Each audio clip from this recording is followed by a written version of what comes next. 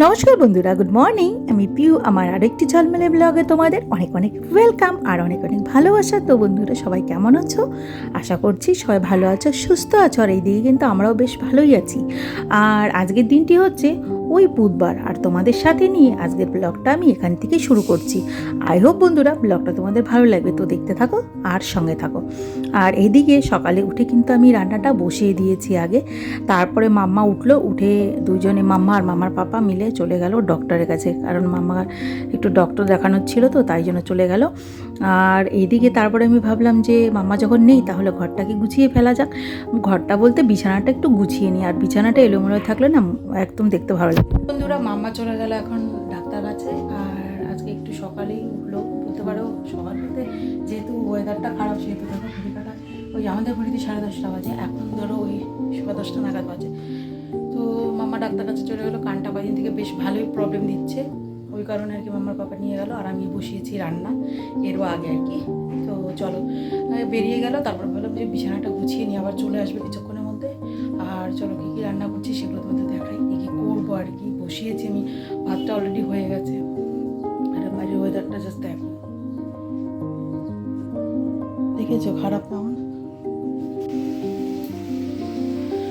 তারপরে কিন্তু সোজা চলে এলাম এই কিচেনে। চলো দেখাই এখন কী কী রান্না করছি। ওই যে বাড়ির থেকে নিয়ে এসেছিলাম যে পয়সা ডোগাগুলো। আর এই যে চচ্চড়িটা রান্না করছি বন্ধুরা, আর চচ্চড়িটা একটু করব পোড়া পোড়া করে। এই চচ্চড়িগুলো না একটু পোড়া পোড়া করে করলে পরে না হেব্বি লাগে খেতে। আর ভেবেছিলাম আগে মাছের মাথাটা দিয়ে করব, কিন্তু আমার যে আর তরসই ছিল না, ওই জন্য আর কি করে ফেললাম। আর এইদিকে এই যে দেখো লোটে শুটকির জন্য একটু আলু কেটে নিয়েছি গোট গোট করে, আর এই মশলাটা এখনও করিনি, রেডি করে রেখেছি। আর এই দিকে এই যে এঁচোড় দিয়ে হবে আজকের ছোলার ডাল, ঠিক আছে। আর এই যে ভাতটা হয়ে গেছে, মামা তো দুধ খেয়ে গেছে সেটাও দেখলে। তো চলো ডালটা আগে এখন আমি সোমবার দিয়ে নিই। আর আজকে আমি সোমবারে দিচ্ছি তেজপাতা, শুকনো লঙ্কাটা ছিল না বলে দেওয়া হলো না, আর 5 ফোড়ন দিচ্ছি। এর আগের দিন যখন করেছিলাম না, ওই দিন আমি জিরেটা দিয়েছিলাম। জিরে না দিয়ে মানে 5 ফোড়নটা দিলে না দেখবে ছোলার ডালের স্বাদটা কিন্তু দ্বিগুণ হয়ে যায়। ওই জন্য এটাই ভাবলাম আর কি আজকে কালো জিরেটা, মানে কালো জিরে বলছি কেন, 5 ফোড়নটা দিই। আর এই যে দেখো ডালটা কী সুন্দর গলেছে, দেখেছো? ছোলার ডালটা এঁচড় দিয়ে করলে না বেশি গললে পরে না ভালো লাগে না খেতে, দেখতেও ভালো লাগে না, খেতে তো ভালোই লাগে না। তো যাই হোক, এরকম মানে আধা গলবে আধা শক্ত শক্ত থাকবে, খেতে কিন্তু দুর্দান্ত লাগে। তারপরে এই যে ডালটা আমার কিন্তু হয়ে এসেছে, এখন আমি ওই একটু ঘি দিয়ে কিন্তু নামিয়ে নেব ডালটাকে, ঠিক আছে। চলো দেখতে থাকো। তারপরে এই যে দেখো রান্না বাড়া সবই কমপ্লিট হয়ে গেছিলো। আর চাটা অর্ধেক খেয়েছি, অর্ধেক রেখে দিয়েছি। মামার বাবা চলে এসেছে, আজকে অনেকটাই লেট হয়ে গেছে বললাম, মামা সকালবেলা ডাক্তার কাছে গেছে, এসছে। এই যে দেখো চচ্চড়িটা খেতে যা হয়েছিল না, মানে কি বলবো তোমাদের। আর ভাতটা তো আগেই দেখালাম। আর এই হচ্ছে গিয়ে এই যে ডালটা দেখো, দেখাচ্ছি তোমাদের জাস্ট। এই যে দেখো ডালটা অসাধারণ হয়েছিল, মানে কী যে ভালো লাগে খেতে। এরকম কারা কারা খাও ছোলার ডাল দিয়ে এঁচোড়, অবশ্যই কমেন্টে জানিও। আর এই হচ্ছে গিয়ে আমার লোটের শুটকির ঝাল। তো আরেকটা হবে রান্না, সেটা মাম্মার বাবা এখন আনতে গেল। মাম্মা মাংস খাবে বললো, তো তাই জন্য মাংস আনতে গেলো। ভেবেছিলাম পনির করবো, কিন্তু ও বললো মাংস খাবে আজকে। তো যাই হোক, ওই আর কি, ওইটা পরে দেখাবো তোমাদের। তারপরে কিন্তু এই যে অনেকটা টাইম রেস্ট করে থেকে আমি এসে গেছিলাম আবার চিকেনটা করার জন্য। এই যে দেখতেই পাচ্ছ বসিয়ে দিয়েছি। আর আগে থেকে আমি গরম জলে একদম মানে পরিষ্কার টরিষ্কার করে গরম জলে রেখে দিয়েছিলাম, এখন এই যে বসিয়ে দিলাম। আর বলতে পারো আজকের 3টে রান্নাই না অসাধারণ হয়েছিল বন্ধুরা খেতে, মানে নিজের ঢাক নিজে পেটাচ্ছি এরকম একটা ব্যাপার, কিন্তু সত্যি টেস্ট হয়েছিল বলেই বলছি। মামার পাপাও বলেছে 3টে রান্নাই মানে অসাধারণ হয়েছিল।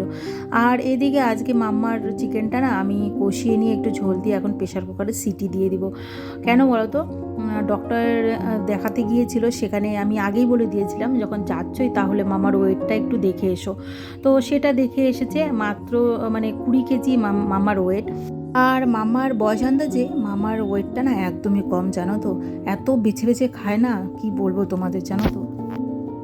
আর তারপরে এই যে সব কিছু করে নিয়ে মামাকে স্নান দান করিয়ে দিয়ে আমি কিন্তু এই যে স্নান করতে চলে গেলাম। প্রচণ্ড অবস্থা খারাপ, জামা কাপড়গুলো তুলতে যাবো এখন। আর এই যে মামাকে খেতে দিয়ে দিয়েছি, কারণ ঘড়িতে বাজে অনেকটাই, মানে 3:45 নাগাদ বাজে, ঠিক আছে। মামা খেতে বসে গেছে। আর সোফাতে কোনো কিছু লাগাচ্ছি না, এই চাদরটাও ধুতে হবে, জানো তো, পুরো নোংরা হয়ে গেছে। আর কাভারটা লাগাবো ভাবছি, তো তো চলো জামা কাপড়গুলো বাইরে তুলে নিই, তারপরে খেতে বসবো আমি। চলো। আর কয়দিন থেকে ওয়েদারের জন্য জামা কাপড় ধুয়ে না একদম শান্তি পাচ্ছি না, বলতে পারো বাবার বাড়ির থেকে ফেরার পর থেকে আরও বেশি, মানে ধুয়েই শান্তি পাচ্ছি না, ধুয়ে শুকাচ্ছেই না, ধুবো কি। তো জামা কাপড় তো আমার অনেক রয়েছে ধোয়ার জন্য, কিন্তু এই যে বৃষ্টির জন্য আমি ধুতে পারছি না, আর যাও ধুচ্ছি বা শুকাচ্ছেই না। তো ওই আর কি। আর পেছনে দেখতেও পাচ্ছ আকাশে কত মেঘ দেখো, এই বৃষ্টি নামলো বলে।